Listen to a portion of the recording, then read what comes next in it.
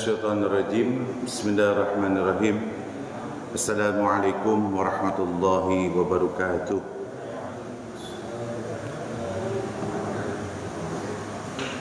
Innal hamdalillah nahmaduhu wa nasta'inuhu wa nastaghfiruh wa na'udzu billahi min shururi anfusina wa min sayyiati a'malina. May yahdihillahu fahuwal muhtadi wa may yudlil fala hadiyalah. Asyhadu an la ilaha illallah wahdahu la syarikalah wa asyhadu anna Muhammadan abduhu wa rasuluhu alladzi la nabiyya ba'd. Allahumma shalli wa sallim wa barik ala Rasulillah Sayyidina Muhammadin wa ala alihi wa sahbihi ajma'in. Rabbi shrah li sadri wa yassir li amri wahlul 'uqdatam min lisani yafqahu qawli. Rabbi zidna ilman warzuqna fahman. Allahumma inna nas'aluka ilman nafi'an wa rizqan thayyiban wa amalan taqabbalan. Raditu billahi rabba wa bil islami dina wa bi Muhammadin sallallahu alaihi wasallam nabiyya wa rasul. La ilaha illallah wahdahu la syarikalah lahul mulku wa lahul hamdu wa huwa ala kulli syai'in qadir. Subhanallah wa bihamdihi astaghfirullah wa atubu ilaih. Yang pertama, marilah kita ucapkan alhamdulillahirabbil alamin. Segala puji hanya milik Allah, penguasa jagat raya. Hari ini kita mendapatkan banyak kenikmatan yang Allah berikan kepada kita semua. Wabil khusus kenikmatan ibadah. Mudah-mudahan hadirnya kita dalam kegiatan taklim atau majlis taklim atau kajian di pagi hari setelah kita melaksanakan ibadah sholat subuh berjamaah, lalu dilanjut dengan zikir, dilanjut dengan kita mendengarkan apa yang Allah dan Rasulnya sampaikan kepada kita semua. Mudah-mudahan kita mendapatkan ditutup dengan salat sunnah Isyraq atau awal duha, 2 rakaat 2. Semoga Allah memberikan kepada kita pahala haji dan umrah. Amin ya rabbal alamin. Salawat dan salam semoga tercurahkan pada junjungan kita Nabi besar Nabiullah baginda kita Sayyidina Muhammad sallallahu alaihi wasallam, pada keluarganya, pada para sahabat, dan semoga kepada kita semua. Hadirin, mohon maaf kita lagi kajian ya, mohon tidak ngobrol ya, nggak nyaman gitu ya. Baik hadirin berbahagia, pada kesempatan hari ini kita akan coba membacakan bagaimana sebetulnya keutamaan bulan Muharram. Bulan Muharram ini adalah bulan di mana di dalam Hijriah itu awal, kalau di bulan Masehi itu Januari. Jadi makanya di setiap tanggal 1 Muharram itu menjadi PHBI, peringatan Hari Besar Islam di Indonesia, dan ditetapkan oleh pemerintah kita menjadi cuti atau libur nasional ya. Insyaallah tanggal 27 Juni itu bertepatan dengan 1 Muharram. Di pergantian tahun 1446 Hijriah jadi 1447 Hijriah. Bulan Hijriah itu kan Muharram, Safar, Jumadil, Rabiul Awal, Mulud ya. Rabiul Akhir, Jumadil Awal, Jumadil Akhir, Rajab, Ruwah, Puasa, Syawal, Hapit Rayagung 12, Zulqaidah dan Zulhijjah. Hari ini saya akan coba membacakan bagaimana sebetulnya keutamaan di bulan Muharram ini. Ini perlu diketahui oleh kita semua, supaya kita tahu. Jadi kalau ada orang menyampaikan bulan Muharram, nah, di pengetahuan kita ternyata Allah dan Rasulnya telah menyampaikan terkait masalah bulan Muharram. Di sini disebutkan bulan tersebut adalah di kalangan kita itu ada istilah bulan suro ya. Kalau di Jawa itu bulan suro, makanya 10 suro ya, 10 Muharram. Dan identik di bulan Muharram ini di Indonesia ini bulan dimana ada kaitannya itu apa? Pada bulan tersebut itu tidak boleh melaksanakan hajatan biasanya ya. Ini kan sebetulnya Islam tidak seperti itu di budaya kita. Terus yang berikutnya, bulan Muharram ini cerita para ulama ataupun para dalam sebuah kisah bahwa memiliki peristiwa penting. Bahwa peristiwa penting itu para nabi. Pada bulan Muharram ini yang pertama adalah terkait Nabi Adam ya, bertemunya diciptakan Nabi Adam alaihissalam dan Siti Hawa ya. Pada bulan Muharram itu juga Allah memberikan ampunan kepada Nabi Adam yang telah memakan sesuatu perintah ya, diperintahkan jangan memakan, beliau memakan ya, jadi juga para nabi, Nabi Idris ya. Jadi Allah mengangkat derajat Nabi Idris ya di bulan Muharram ya. Nabi Nuh diselamatkan dengan cara bencana banjir. Terus terjadi pada saat kapalnya, perahunya itu adalah di bulan Muharram. Nabi Ibrahim alaihissalam ya, Nabi Yusuf ya, Nabi Ibrahim ketika pada saat dibakar ya. Jadi sejarahnya begitu. Jadi bulan Muharram itu punya banyak peristiwa para nabi di bulan Muharram ini. Nah, itu yang pertama yang harus diketahui. Nabi Ayub ya diberikan kesembuhan pada saat penyakit dia, Nabi Ayub 9 tahun lalu diberikan kesembuhan pada bulan Muharram. Nabi Musa alaihissalam diselamatkan dari kejaran Fir'aun juga di bulan Muharram. Nabi Yunus keluar dari perutnya paus ya, perut ikan selama 40 hari itu di bulan Muharram. Dan peristiwa Nabi Muhammad baginda kita, Nabi Muhammad SAW itu adalah peristiwanya hijrahnya beliau dari Mekah sampai ke Madinah, Mekah ke Madinah. Jadi memang banyak sejarahnya bulan Muharram ini, hadirin berbahagia. Tetapi ada sesuatu yang di masyarakat ini tahu ya, pengetahuan terkait kaum di mana di bulan Muharram ini mereka memperingati atas dukanya kematian Sayyidnya Husain. Jadi Nabi Muhammad itu punya putri yang luar biasa, Fatimah binti Zahra. Fatimah binti Muhammad sallallahu alaihi wasallam nikah dengan Sayyidina Ali bin Abi Thalib. Lahirlah sosok figur pemuda yang luar biasa, menjadi sayyidnya umat Islam. Di dalam hadis itu dikatakan Hasan Husain ini pemimpinnya para umat Islam. Nah, pada saat di bulan Muharram itu terjadi tragedi perang perang di mana pada saat itu menewaskan atau terbunuhnya Sayyidnya Husain bin Ali bin Thalib ya.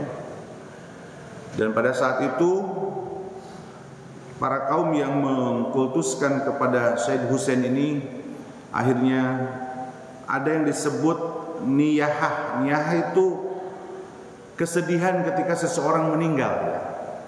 Ini diatur dalam Islam, hadirin berbahagia. Ketika kita meninggal ayah kita, kita pasti ada rasa bersedih. Tapi sudah qadarullah, sudah takdir Allah. Nah, di dalam Islam itu dilarang ya. Sangat dilarang, dosa besar ketika niyah menangisi mayit ya, apalagi berlebihan sampai meraung-raung, itu nggak boleh dalam Islam. Bukan berarti kita tidak boleh bersedih, boleh ketika ditinggalkan ayah, anak atau sanak saudara, kakek, nenek, boleh kita bersedih. Namanya juga manusia ya, ketika ada yang ditinggalkan di dunia ini.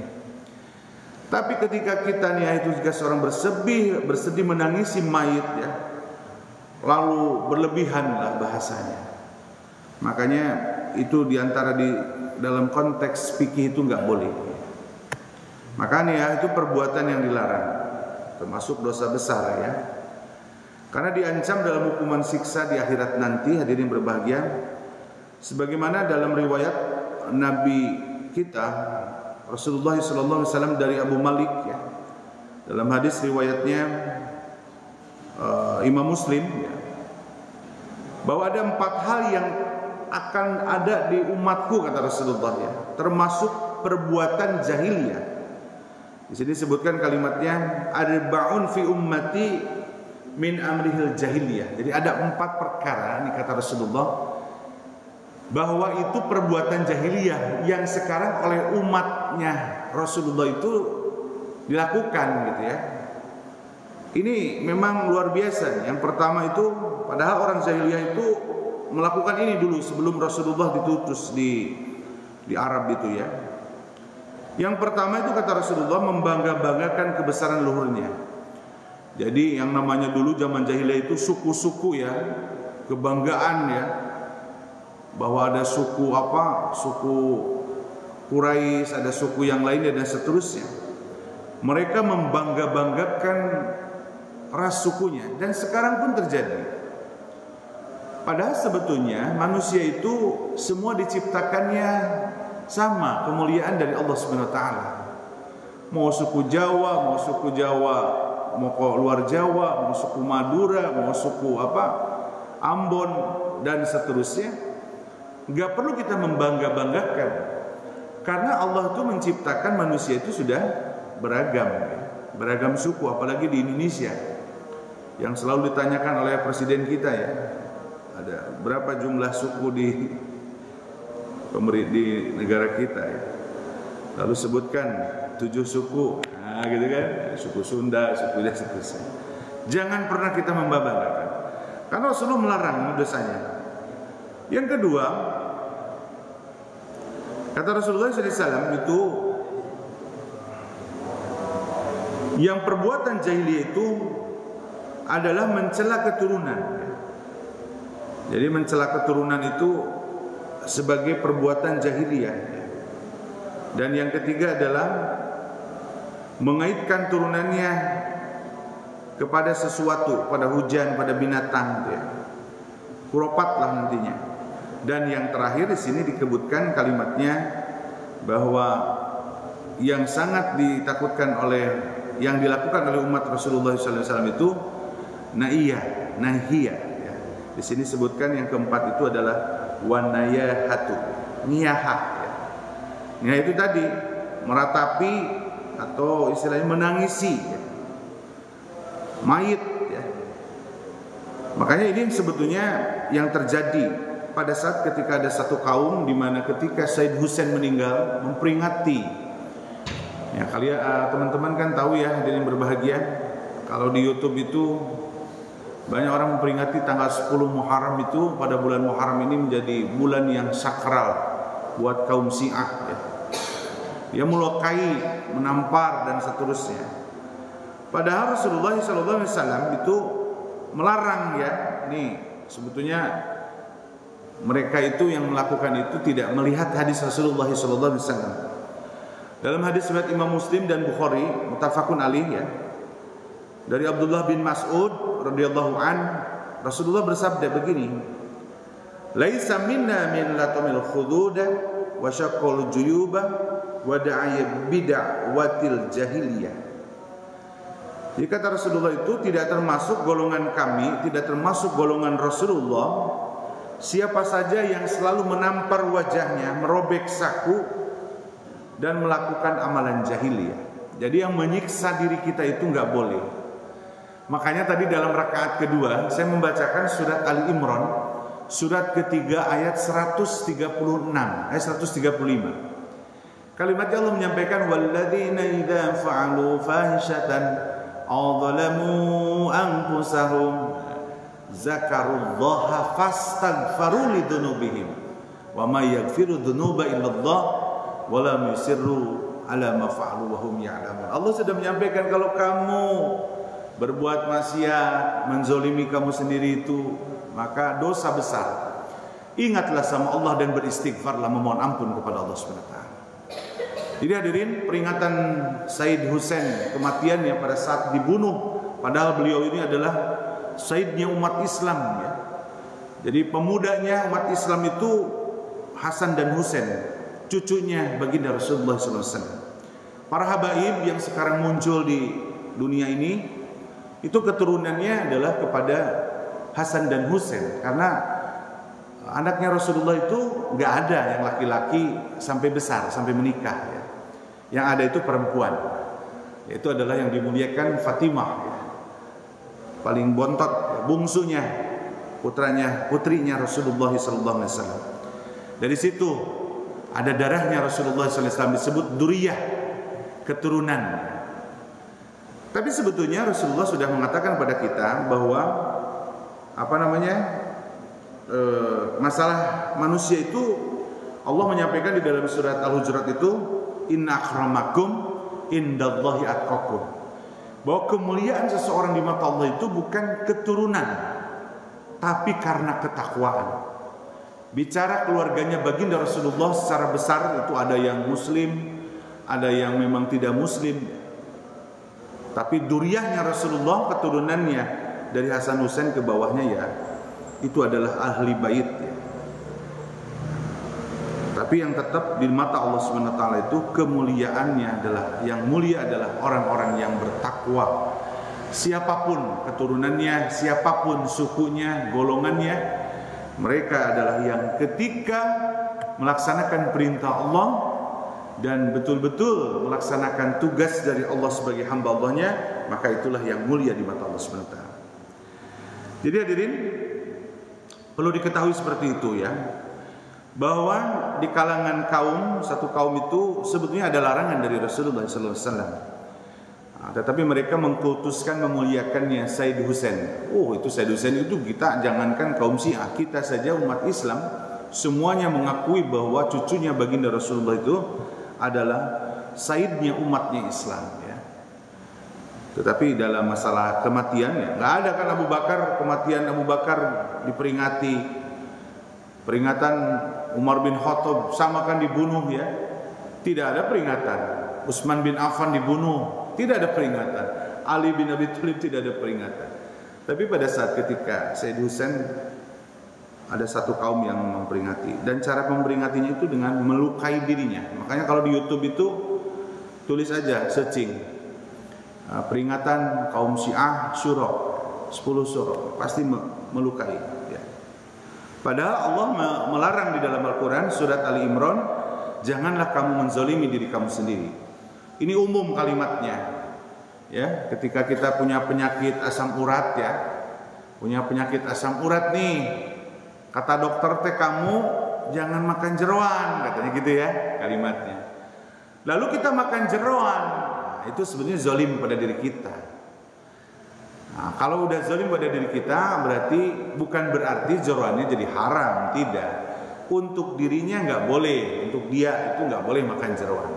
Itu adalah menzalimi diri sendiri. Maka termasuk perbuatan berbagai hal yang menzalimi diri kita sendiri. Nah berikutnya hadirin berbahagia,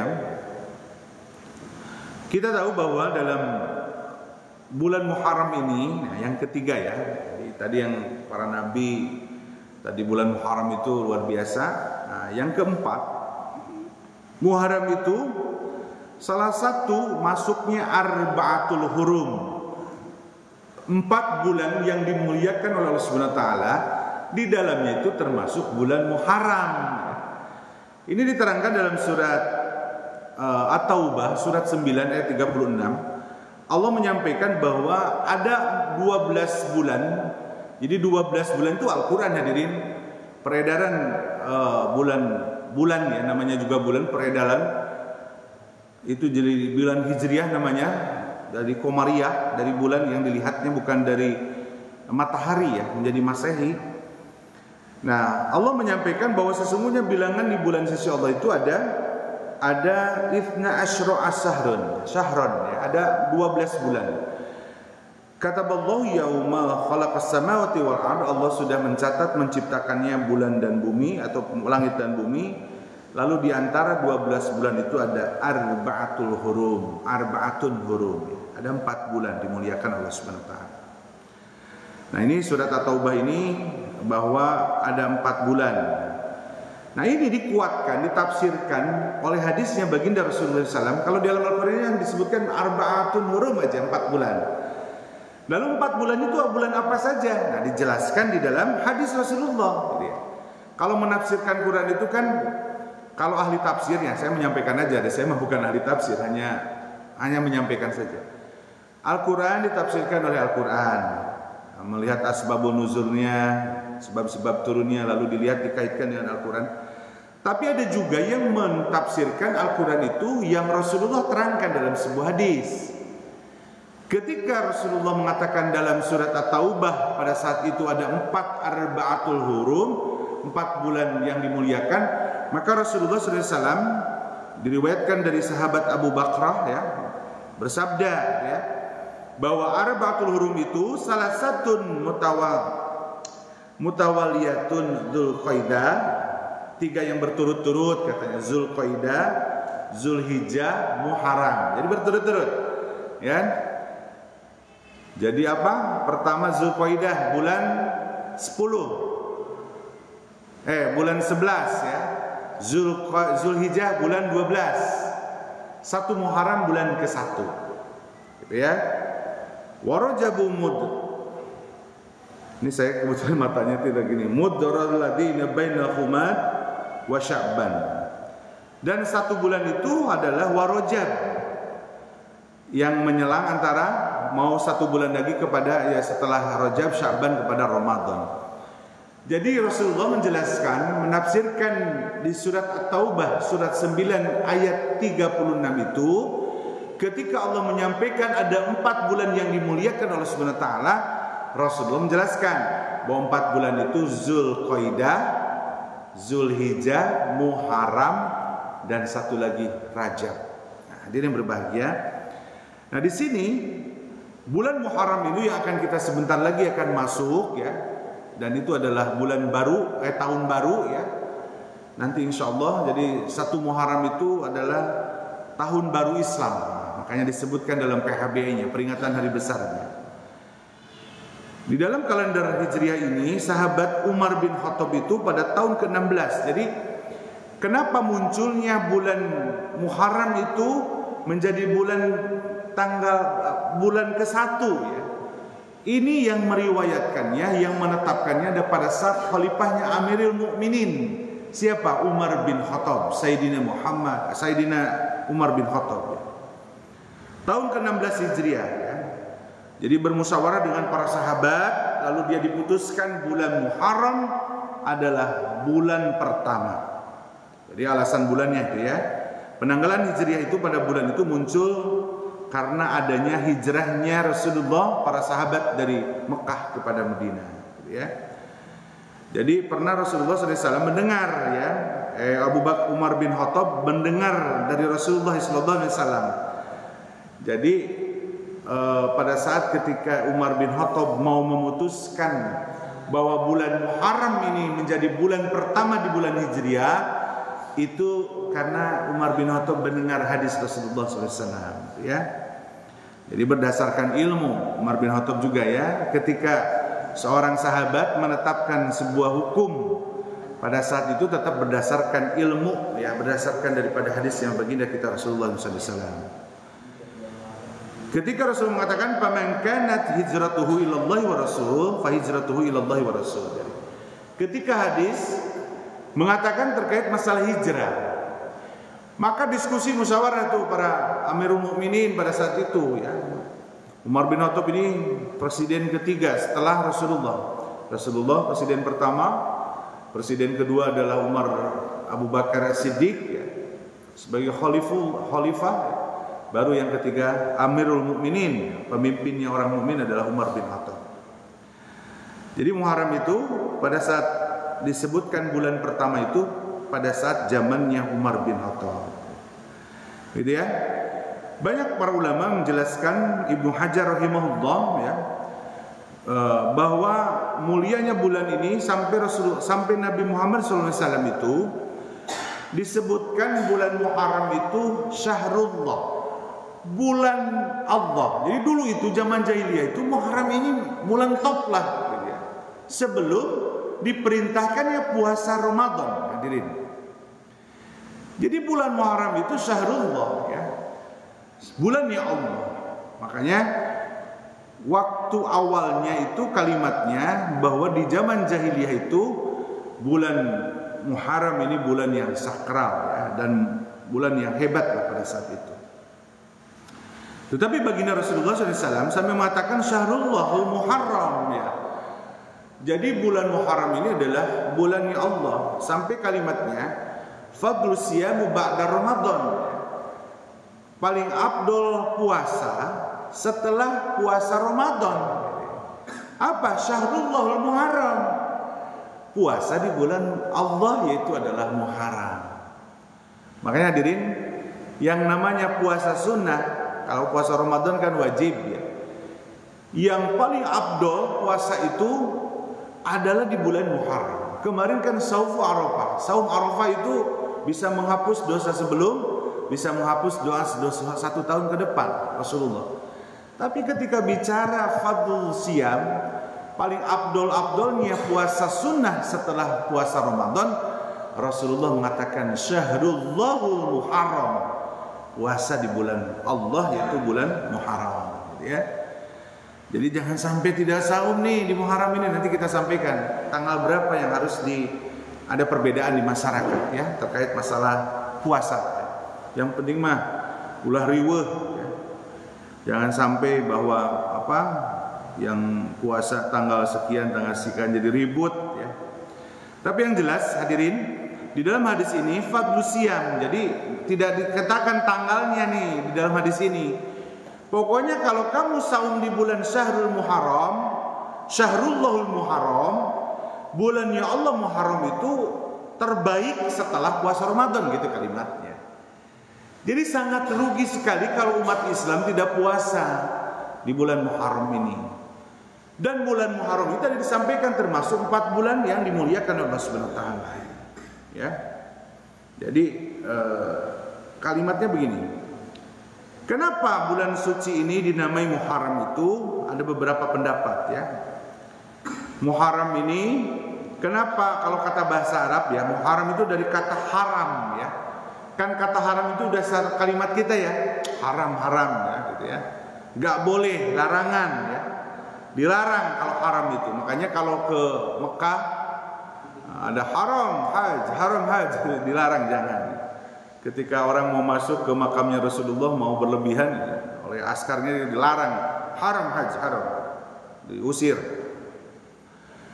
Di penegasan keharaman pada saat itu perjanjian zaman dulu di Makkah ya, khususnya di Saudi Arabia di Timur Tengah itu, di bulan Muharram itu dilarang perang sebetulnya, sehingga dinamai Muharram, bulan di mana dilarang untuk berperang ya. Makanya tidak boleh ya menghalalkan atau tidak menghalalkan perang pada 1 tahun kemudian mengharamkan pada tahun berikutnya. Nah berikutnya, kenapa bulan ini menjadi bulan suci itu? Yang kedua adalah karena bulan ini disebut bulan Arba'atul Hurum, 4 bulan yang dimuliakan oleh Allah Subhanahu wa taala ya. Begitu ya. Nah, di dalam hadis disampaikan dalam tafsir Ibnu Katsir, maaf ya, menjelaskan terkait surat At-Taubah surat ke-9 ayat 36 itu, bahwa bulan tersebut itu adalah kesempatan untuk kita dalam 4 bulan itu untuk beramal sholih. Jadi hadirin, 4 bulan ini dilipatkan semua pahalanya. Nah, adapun yang pendapat bahwa dosanya dilipatkan ada 2. Satu, ada yang mengatakan dosanya dilipatkan. Memang nggak ada keterangan hadis. Coba aja cari, nggak ada keterangan hadis bahwa apabila melakukan maksiat di 4 bulan maka dilipatkan dosanya. Itu adalah pendapat ulama.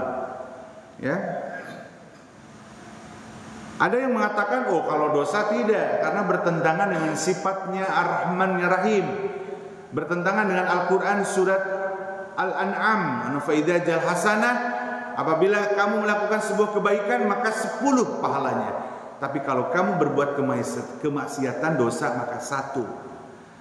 Tapi yang jelas dilaranglah untuk melakukan kemaksiatan.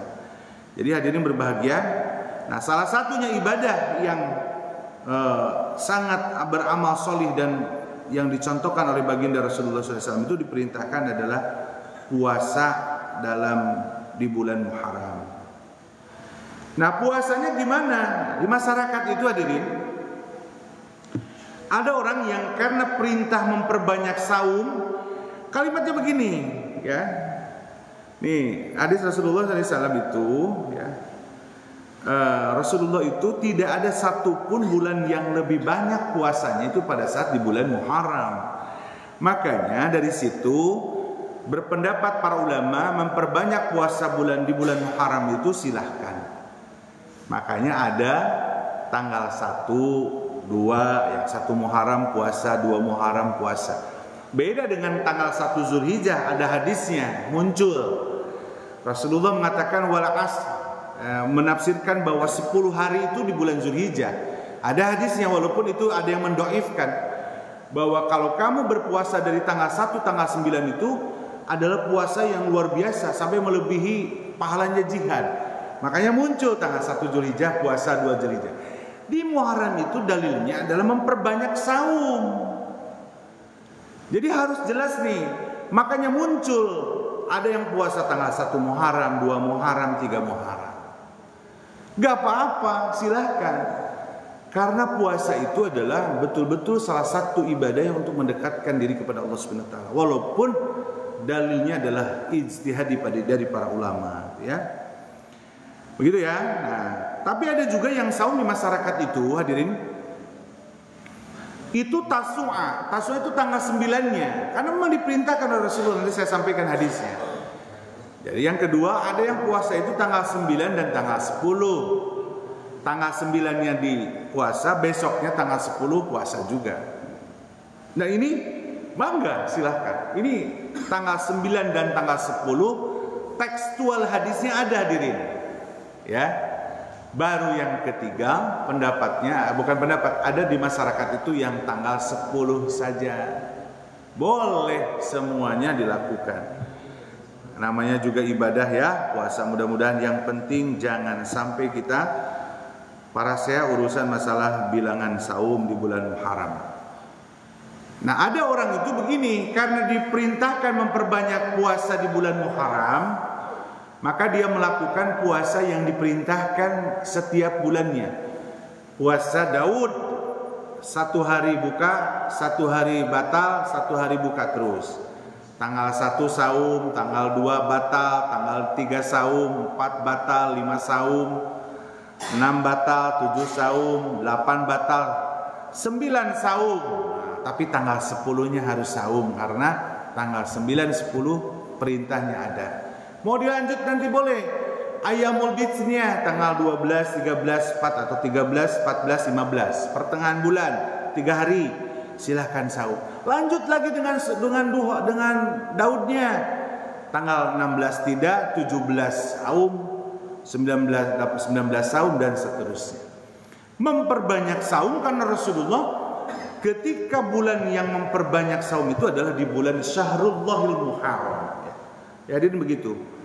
Nah, itu yang jangan dipertentangkan masalah ini ya. Ya setidaknya puasa tanggal 10 unggul itulah ya. Tanggal 10 insya Allah nanti akan kita melaksanakan puasa yang disebut puasa Asyura ya. Nah, sejarah puasa Asyura, hadirin yang berbahagia, ada melalui beberapa tahapan nih, perlu tahu sejarah ya. Baginda Rasulullah SAW melaksanakan puasa Asyura itu di Mekah. Dan beliau tidak perintahkan yang lainnya untuk melakukan. Jadi gini, Rasulullah itu pada saat di Mekah sebelum hijrah ke Madinah, belum turunnya puasa Ramadan, itu beliau suka puasa, tapi tidak diperintahkan kepada para sahabatnya. Dari Aisyah radhiyallahu an, istrinya baginda Rasulullah, dia berkata begini kalimatnya. Di zaman jahiliyah dahulu, orang Quraisy itu biasa melakukan puasa Asyura. Jadi puasa tanggal 10 itu diterangkan oleh Siti Aisyah bahwa kebiasaan zaman jahiliyah sebelum Rasulullah turun, orang-orang Quraisy itu tanggal 10 itu karena banyak peristiwa dulunya ya, sehingga puasa. Maka Rasulullah pun, kata Siti Aisyah, pada tanggal itu melakukan puasa. Tak kala ketika Rasulullah sudah hijrah ke Madinah, diceritakan nih sama Siti Aisyah radhiyallahu anha itu bahwa beliau melakukan puasa tersebut dan memerintahkan kepada para sahabat, Jadi setelah Rasulullah datang ke Madinah, ya, baru perintahkan kepada sahabat untuk puasa di bulan tanggal 10 Muharram itu. Ya. Jadi puasa ketika diwajibkan, beliau meninggalkan beliau mempersilahkan untuk puasa di tanggal 10. Ya. Begitu ya. Jadi harus tahu ceritanya. Jadi ketika Rasulullah pada saat di Mekah itu belum ada puasa Asyura itu. Sudah ada puasa Asyura itu karena zaman jahiliyah tanggal 10 Muharram itu. Tapi ketika sudah hijrah baru Rasulullah perintahkan untuk puasa di bulan tersebut. Bahkan Rasulullah SAW dalam keterangan hadisnya itu bahwa ketika Rasulullah tiba di Madinah itu mendapati orang-orang Yahudi di Madinah itu melakukan puasa Asyura. Jadi Yahudi itu melakukan puasa Asyura, ya. Jadi mendapati. Lalu kemudian Rasulullah SAW bertanya, hari ini kalian kenapa puasa, gitu kan? Lalu para orang Yahudi mengatakan bahwa menjawabnya karena hari ini adalah sangat mulia. Jadi tanggal 10 Muharram ini mulia, hadirin. Orang-orang jahiliyah dulu itu. Sampai orang Yahudi pun sama seperti itu. Makanya ketika itu Rasulullah mengatakan, orang Yahudi mengatakan, menjawab, ini adalah hari yang sangat mulia ya Rasulullah. Ini adalah hari di mana Allah menyelamatkan Nabi Musa dan kaumnya dari kejaran Fir'aun. Dan seterusnya diceritakan bahwa tanggal 10 itu punya historinya.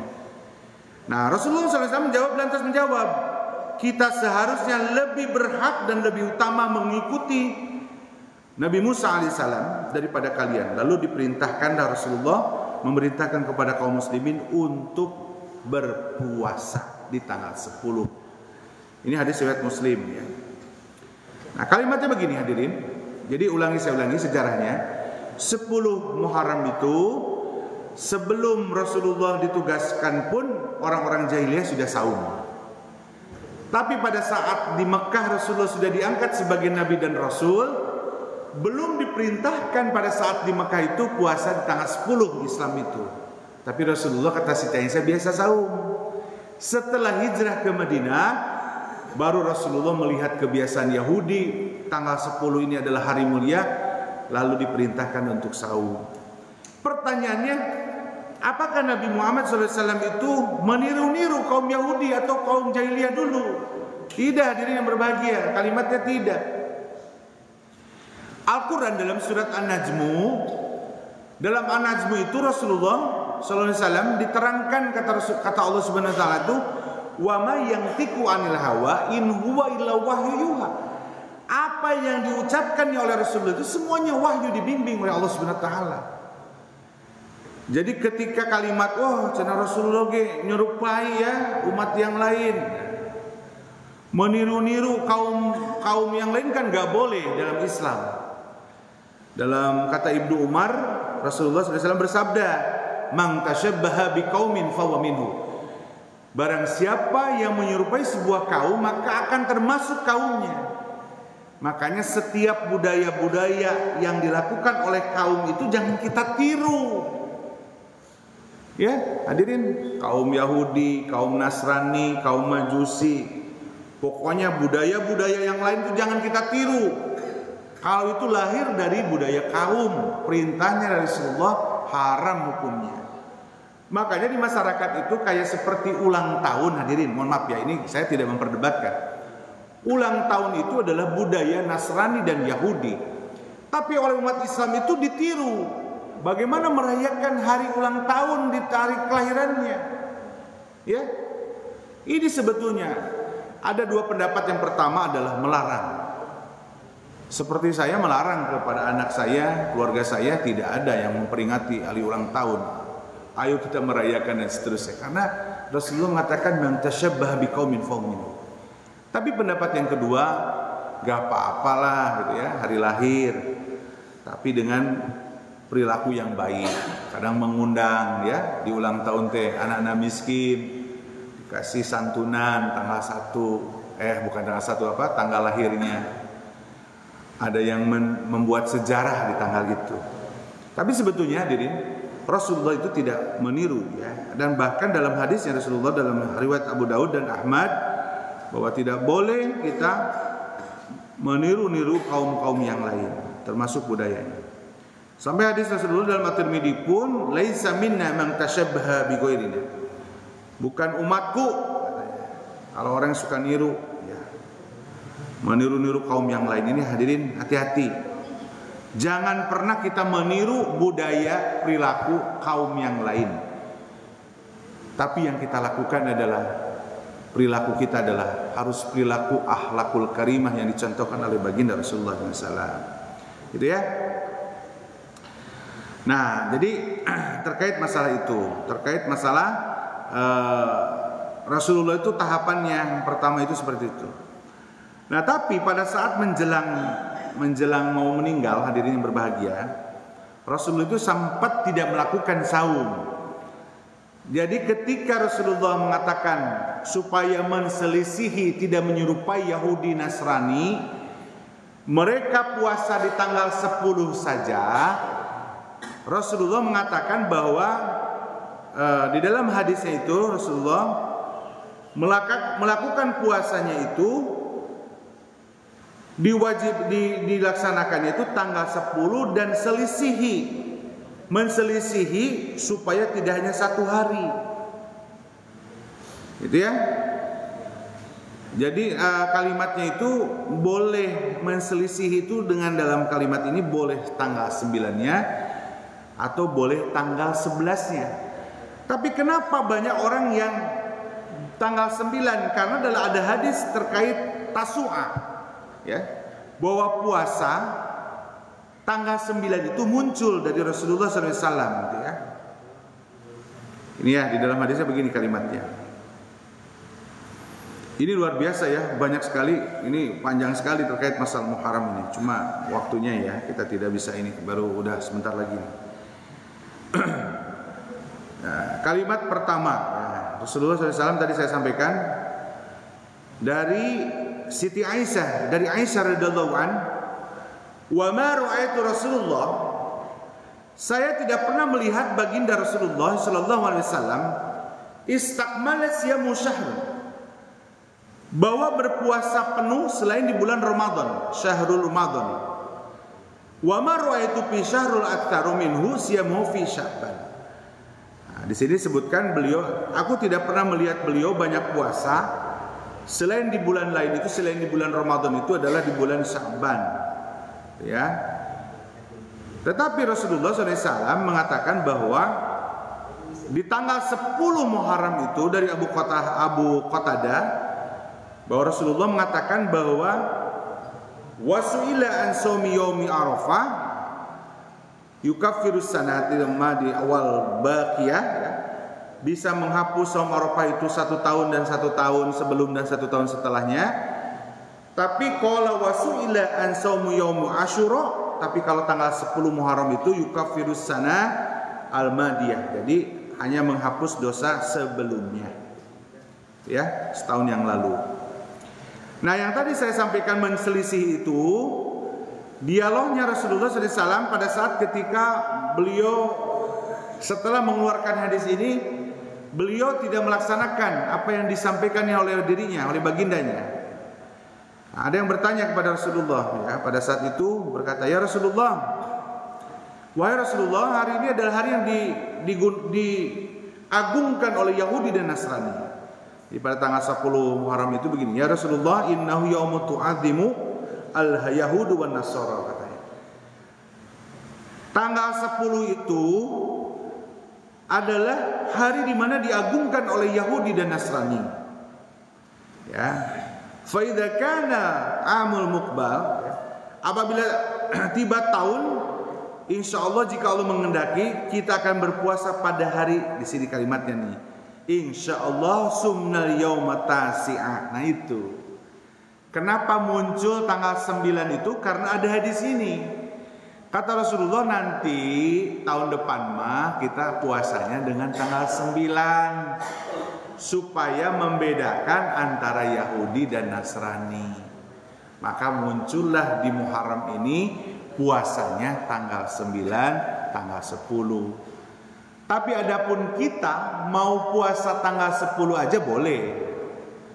Yang nggak puasa sebetulnya nggak bagus ya.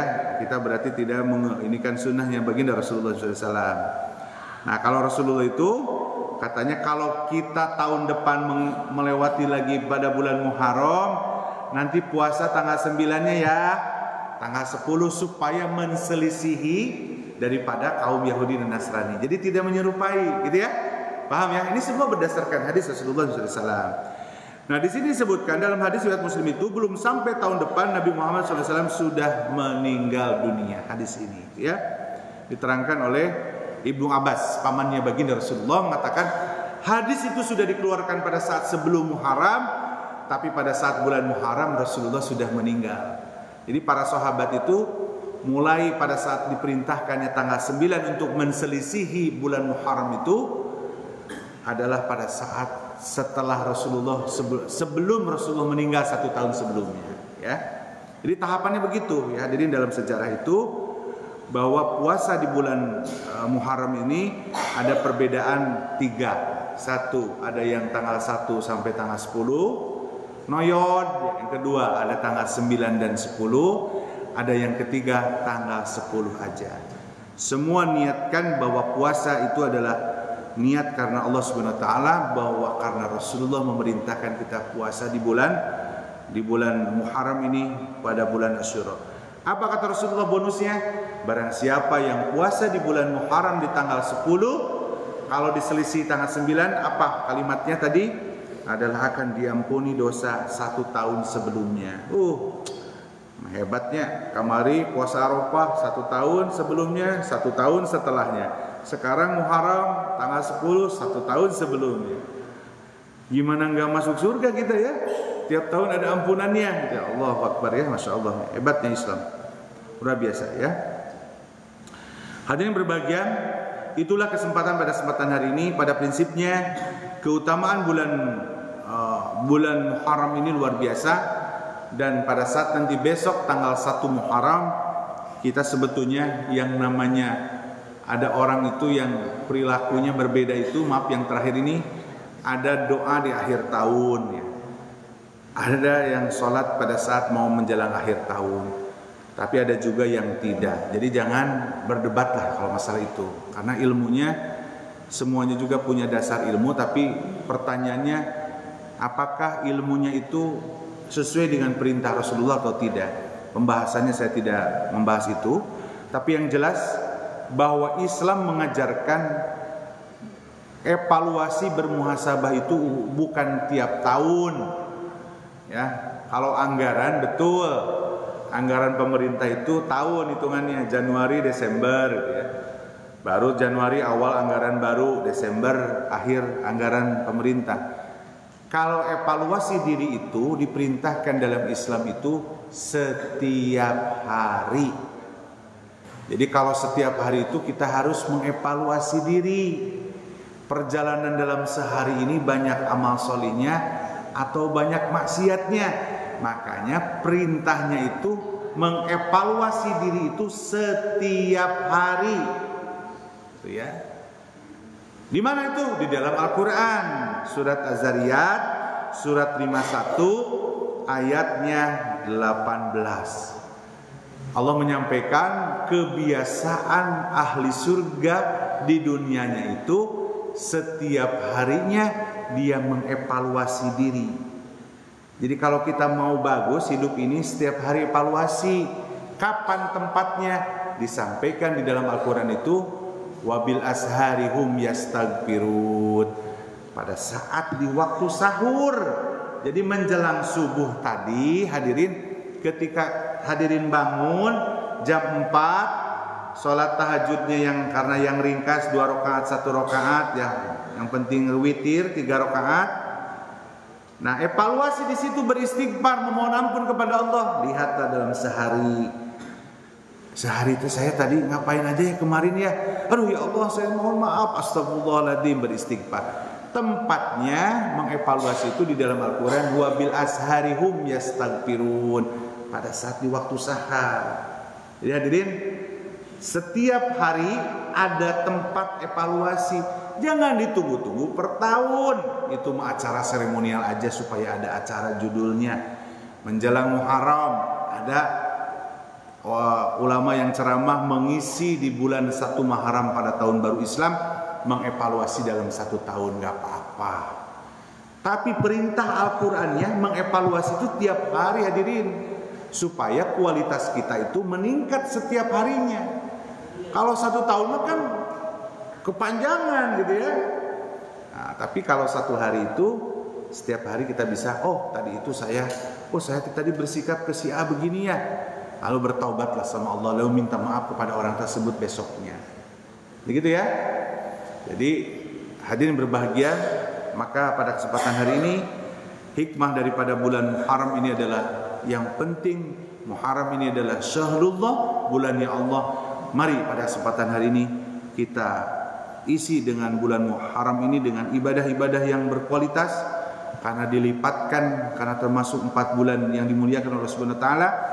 Dan jangan lupa pada tanggal 9 dan 10-nya, minimal tanggal 10-nya kita melaksanakan ibadah saum. Mudah-mudahan itu bisa menghapus dosa 1 tahun sebelumnya. Demikian yang bisa disampaikan pada kesempatan hari ini. Semoga bermanfaat hadirin yang berbahagia. Ini apa yang disampaikan oleh Allah dan Rasulnya, supaya kita bisa melaksanakan apa yang diperintahkan oleh Rasulullah SAW, yaitu adalah menghadapi di bulan Muharram tahun 1447 Hijriah. Sebentar lagi akan masuk tahun baru Islam. Semoga kita tahun yang sebelumnya, apa yang kita laksanakan ibadah selama ini, perjalanan menuju akhirat nanti ini adalah bisa betul-betul banyak amal solihnya. Amin ya rabbal alamin. Demikian bisa disampaikan.